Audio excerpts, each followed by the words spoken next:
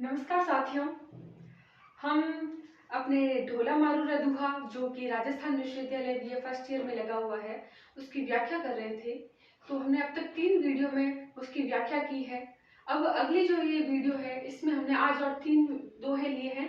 उस दोहों में हम वही देख रहे हैं कि मारवाड़ी जो है अब तक ढोला से मिली नहीं है और उसको विरह जो है वो विरह उसको मतलब पीड़ा पहुंचा रहा है। तो आगे के दोहे में क्या बोलते हैं कि जल थल, क्योंकि पावस ऋतु वर्षा ऋतु का वर्णन हमारे पिछली वीडियो में हमने देखा चल रहा था। तो उसके आगे हम क्या देख रहे हैं कि जल थल थल जल हुई रहयऊ बोले मोर किंगार, श्रावण दूबर है सखी की हाँ मुझ प्राण आधार, ए सारस कही जई पशु पंछी केरा राव, उवे बोलिया सर ऊपर था कींदी अनुराव, आडा डूंगर दूरी घर वणई न जानई भट्ट, सज्जन संदई कारणई हियऊ हिलुसई नित। अब यहाँ पे जो वर्षा ऋतु के कारण जो है जो पूरी संपूर्ण जो स्थल भाग जो था, जो धरती का भाग था वो क्या हो गया है, जलमग्न हो गया है। जल थल या थल जल ये पता नहीं चल रहा है कि धरती पर जल है या जल के नीचे धरती जो है वो समा गई है, इसलिए धरती दिखाई नहीं दे रही है। अर्थात चारों ओर जो है वो पानी ही पानी हो गया है, रहयऊ पानी ही पानी हो गया है, बोले ही मोर किंगार। और उस पानी के किनारे पे अभी भी जो है, किंगार मतलब क्या है, किनारा। उस पानी के किनारों पर क्या हो गया है कि किनारा ढूंढ नहीं पा रहे हैं। उन किनारों पर कुछ कुछ जो किनारे हैं उन किनारों पर मोर जो है अभी भी बोल रहे हैं। श्रावण दूबर है सखी, इसलिए नायिका मारवाड़ी सखी से क्या कहती है कि हे सखी, ये श्रावण जो ऋतु है, जो वर्षा ऋतु है, बहुत दूबर है, कष्टदायक है, पीड़ादायक है। कि हाँ मुझे प्राण आधार, कैसे मुझे मेरे प्राण आधार अर्थात तो कौन, स्वामी। स्वामी कौन है, ढोला। तो कैसे मेरे प्रियतम जो है वो इतने मेरे से दूर होकर मैं इस पीड़ा को सहन करूं। इस प्राण के आधार जो प्रियतम है वो ही नहीं है, तो इस दूभर स्थिति को मैं कैसे झेल पाऊंगी, कैसे सहन कर पाऊंगी। आगे क्या कहता है, ए सारस। अब उस स्थिति में क्या है कि नायिका जो है वो उसका दिन और रात उसको पता नहीं चलता है कि कब दिन हो गया और कब रात निकल गई। वो सिर्फ और सिर्फ उसकी नजरों में जो है प्रियतम की आने की जो बेला है, उस बेला का जो है इंतजार जो है वो चल रहा है। तो उस में वो जो रात को भी नहीं सोती है। और इस वर्षा ऋतु में क्या देखते हैं कि जो एक सारस पक्षी होता है उसके बारे में क्या कह रहे हैं कवि कि एक सारस पक्षी जो है वो सारस पक्षी कही जई यानी कि कहलाता है। क्या कहलाता है, पशु यानी कि पशु, पंछी यानी कि पक्षी।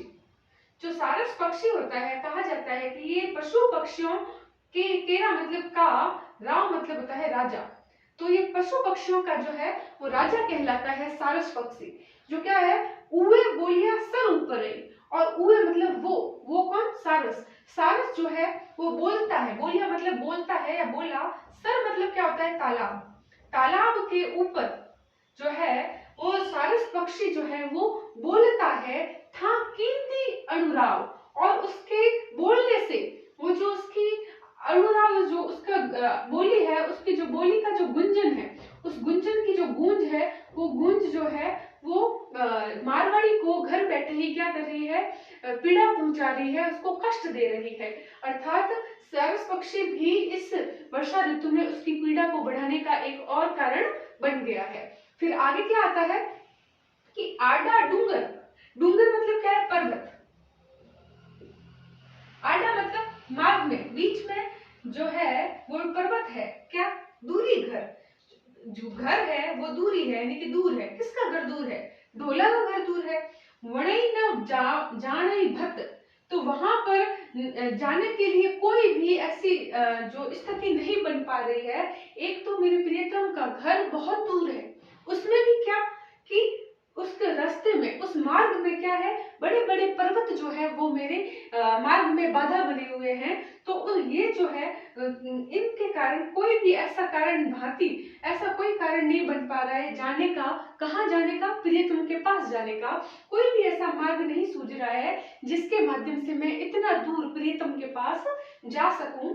सज्जन संदेही कारणे, सज्जन से मिलने के कारण ये वो हिलुसाई नृत्य, मैं उनसे मिलने की जो मेरी उत्कंठा है, मेरा जो उनसे मिलने की दिन प्रतिदिन जो मेरी लालसा है, वो क्या हो रही है हृदय में, ये वो मतलब हृदय में जो हिलुसाई यानी कि लालायित हो रहा है। मेरा जो हृदय है वो हृदय दिन प्रतिदिन क्या हो रहा है, उनसे मिलने के लिए नित्य यानी कि हमेशा, नित्य यानी कि नित्य या प्रतिदिन जो है, जैसे जैसे दिन गुजर रहे हैं वैसे वैसे मेरा जो हृदय है, जो मैं हूँ, वो सज्जन से मिलने के लिए जो है उल्लसित हो रही हूँ, लालायित हो रही हूँ, उत्कंठित हो रही हूँ। अर्थात मुझे मेरे प्रियतम के पास जाना है, लेकिन घर बहुत दूर है। इसमें भी वर्षा ऋतु के कारण सारा का सारा जो स्थल भाग था वो जलमग्न हो गया है।